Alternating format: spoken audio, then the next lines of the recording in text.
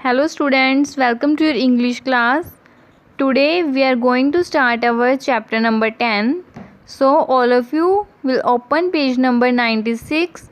Here's the chapter number 10, Oliver Twist. This chapter is about a boy named Oliver. Oliver होता है, उसके जो parents होते हैं वो नहीं होते and he was an orphan. वो अनाथ होता है. Afterward he started to live in the house of mister and missus Sowerberrys. वो मिस्टर एंड मिसिज सोवरबेरीज के घर में रहना स्टार्ट कर देता है.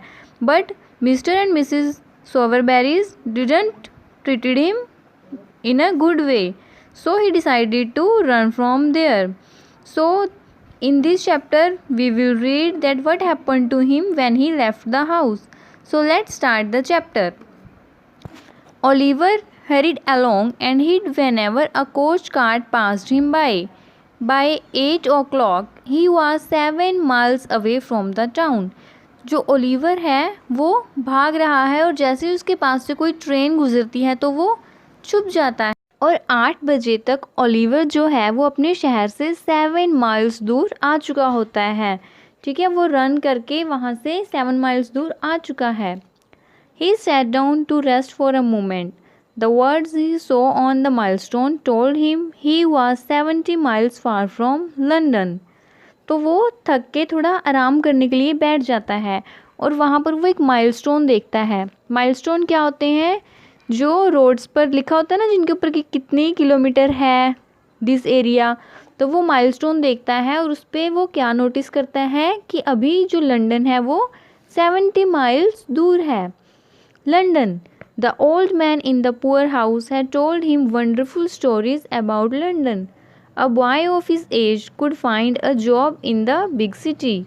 He felt that London was so large that the Sowerberrys would never find him there. London was the place for him, he knew. तो वो लंदन के बारे में जब सोचता है तो उसे याद आता है कि एक ओल्ड मैन ने उसे बहुत सारी वंडरफुल स्टोरीज बताई थी लंदन के बारे में. And according to that old man, उसके एज के किसी भी लड़के को लंदन में बहुत ईजिली कोई जॉब मिल सकती है. तो वो ये सोचता है कि मैं लंदन पहुंच जाऊंगा और वहाँ पे जाके जॉब करूंगा, बिकॉज मेरी एज के किसी लड़के के लिए वहाँ जॉब फाइंड करना बहुत ईजी है. और वो ये फील करता है कि लंदन जो है वो बहुत बिग है, तो मिस्टर एंड मिसिज सोवरबेरीज उसे कभी भी वहाँ ढूंढ नहीं सकेंगी. तो वो क्या सोचता है कि मेरे लिए जो अभी सबसे बेटर जगह है जहाँ मुझे जाना चाहिए वो लंदन ही है. Oliver set out to walk to London. He had nothing in his pockets except a crust of bread. When that was gone he had to beg for food. तो जो ओलिवर जो है वो लंदन के लिए चलना स्टार्ट कर देता है, बट उसकी पॉकेट में तो कुछ भी नहीं होता. Just a crust of bread means थोड़ा सा उसके पास ब्रेड का एक पीस होता है. लेकिन जब वो उस ब्रेड के पीस को ईट कर लेता है उसके बाद उसे फूड के लिए बैक करना पड़ता है. He slept wherever he could find shelter. When the weather was fine he slept in a field और under a hedge. He was cold, tired, hungry, and ragged. His feet were torn and bleeding. But on he went for 7 days. Then early one morning he entered the little town of Barnet, not far from London. तो जब Oliver London के लिए जा रहा होता है तो वो रास्ते में उसे कहीं भी जगह मिलती है वहीं पर वो सो जाता है. और जब वेदर थोड़ा अच्छा होता है तो वो किसी भी ओपन फील्ड में या हेज मीन्स किसी भी अच्छी जगह पे जहाँ उसे लगे कि सेफ़ है वहाँ पे वो सो जाता है. He was cold, tired, hungry and ragged.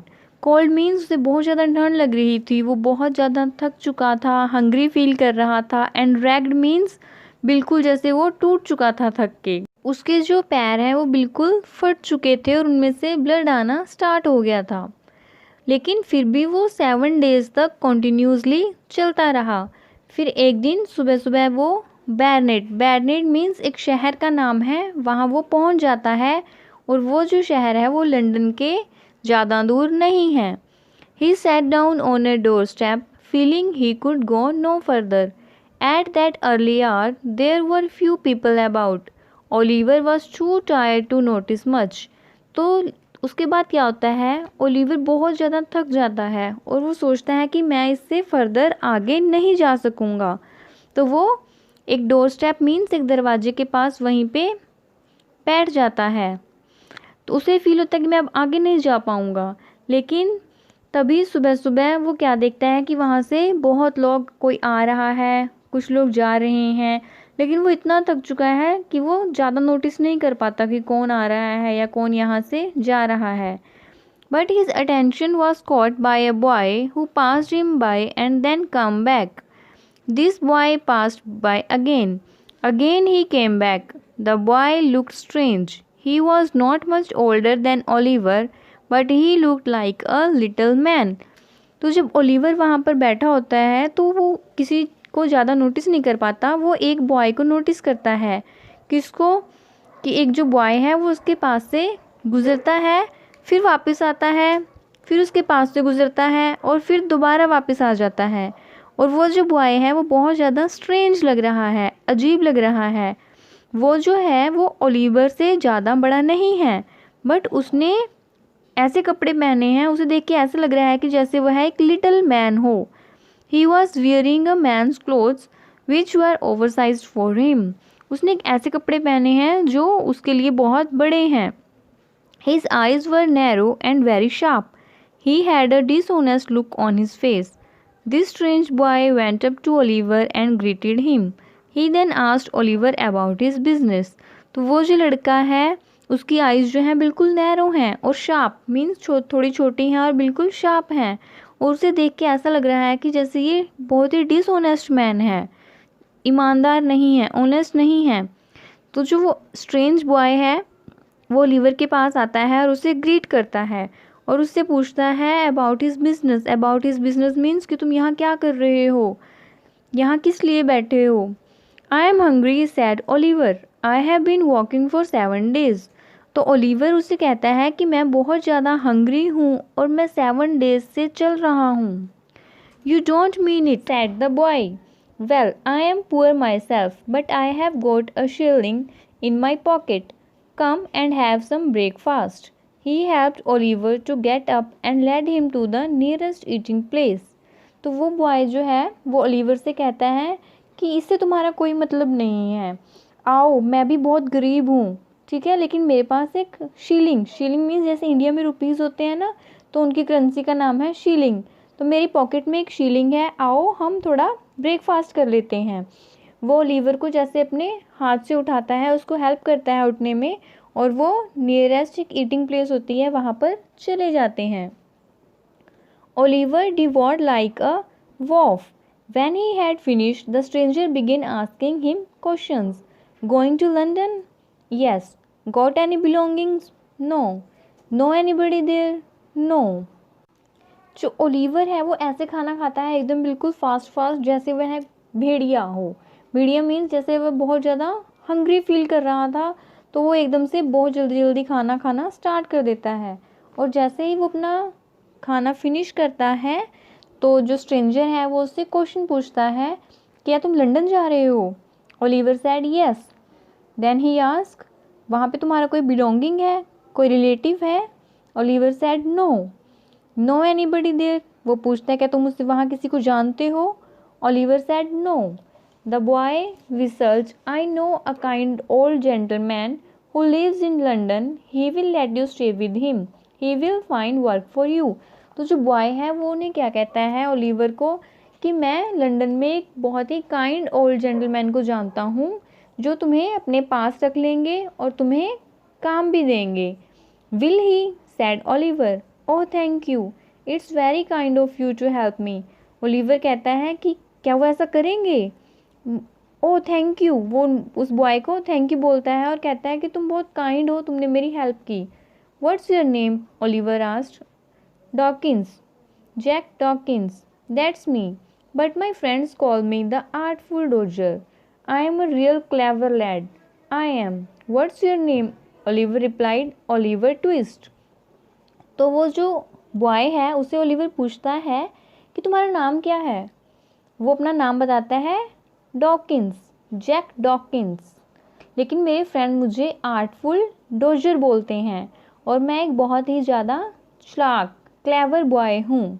Clever means चालाक। फिर वो ओलिवर से पूछता है कि तुम्हारा नाम क्या है, और ओलिवर उससे अपना नाम बता देता है, that my name is Oliver Twist. Well young Oliver, we had better be on our way, come on. तो वो ओलिवर को बोलता है कि अब हमारे लिए यहाँ से अपना जाना अच्छा होगा, कम ऑन, अब हम लंदन के लिए चलते हैं। The two boys set out for London. They reached late at night. Dawkins led Oliver through many dark and dirty alleys. तो जो दोनों बॉय हैं वो लंदन के लिए स्टार्ट कर देते हैं चल जाना, और वो लेट नाइट लंदन में पहुंचते हैं। डॉकिंस जो है वो ओलिवर को बहुत ज़्यादा गंदी और डार्क एलीज मीन्स गलियों से, स्ट्रीट से लेकर जाता है। What an evil place London is, thought Oliver. He began to feel afraid. Then the doger pushed open a door and pulled Oliver inside. This is the place, he said, up those stairs.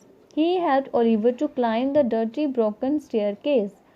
At the top, he pushed a door open and drew Oliver into a small room. तो Oliver जो है उन dirty और dark Alice को देख के सोचता है कि लंदन जो है वो बहुत ही एविल प्लेस है, बहुत ही गंदी प्लेस है, और उसे जो है डर लगना स्टार्ट हो जाता है। तभी जो बॉय साथ में होता है डोजर, वो एक डोर को पुश करता है और ओलिवर को अंदर पुल कर लेता है, और वो ओलिवर से कहता है कि दिस इज़ द प्लेस, यही वह जगह है, और आओ तुम स्टेयर से ऊपर आ जाओ। और वो ओलिवर को अपने साथ उन स्टेयर से ऊपर लेके जाता है, और जो स्टेयर्स होती हैं वो भी बहुत ज़्यादा डर्टी और ब्रोकन होती हैं, और टॉप पे जाके वो फिर से एक डोर को पुश करता है और ओलिवर को एक स्मॉल रूम में पुल कर लेता है। The walls and the ceiling of the room were black with age and smoke. A smoky fire was burning. In front of the fire there was a table. On this there was a loaf and some butter and some dirty cups and plates. तो जब Oliver उस room में enter करता है तो वो क्या देखता है कि वहाँ की जो वॉल्स, जो दीवारें हैं, एंड जो सीलिंग, जो छत है, वो बहुत ज़्यादा ब्लैक है। ब्लैक क्यों है? विद एज एंड स्मोक, मतलब काफ़ी पुरानी हो गई है और वहाँ पे जो है बहुत स्मोक है, इस वजह से जो वहाँ की सीलिंग और वॉल्स हैं वो ब्लैक हो गई हैं। स्मोकी फायर वाज बर्निंग, वहाँ पर एक फायर जल रही है और उसमें से स्मोक निकल रहा है, एंड उस फायर के सामने एक टेबल है, एंड उस टेबल पर एक लोफ मीन्स खाने के लिए ब्रेड का जो पीस है वो रखा हुआ है, और सम बटर हैं और कुछ डर्टी कप्स एंड प्लेट्स हैं। In a frying pan on the fire, some sausages being fired. Standing above it, with a long fork in his hand, was a dirty old man. His evil-looking face was partially hidden by his long red hair.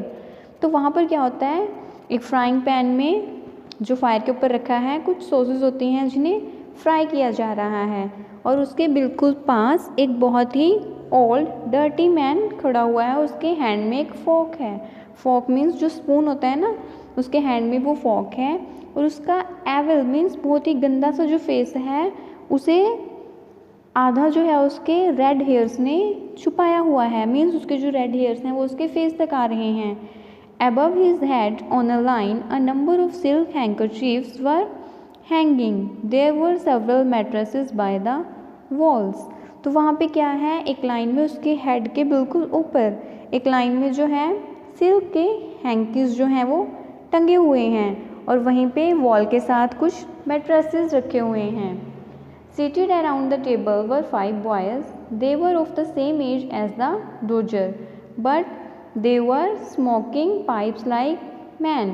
They got up and crowded around the doger as he whispered something in the old man's ear.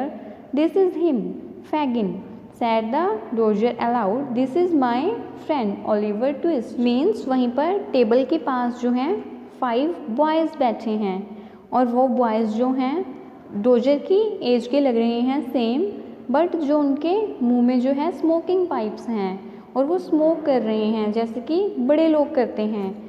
And वो जो सारे हैं एकदम से आके dozer के आसपास खड़े हो जाते हैं। क्यों?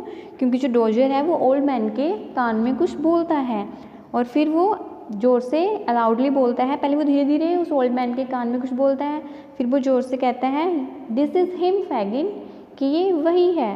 This is my friend Oliver Twist means वो ओलिवर का इंट्रोडक्शन करवाता है। So in this chapter we have read that what were the problems that Oliver had to face during the journey and at last where he reached। जो Oliver है वो starting में mister and Mrs सोवरबेरीज के पास रहता था, फिर उनका जो घर लेफ्ट करके आता है और फिर उसे बहुत सारी प्रॉब्लम्स होती हैं and after that he met with a boy name Jack Dawkins, लेकिन सब उसे आर्टफुल डोजर बुलाते हैं एंड फिर वो जो आर्टफुल डोजर और जैक डॉकिंस है वो उसे लंदन लेके जाता है। So this was the story. Hope all of you have understood the story. If any student have any problem they may ask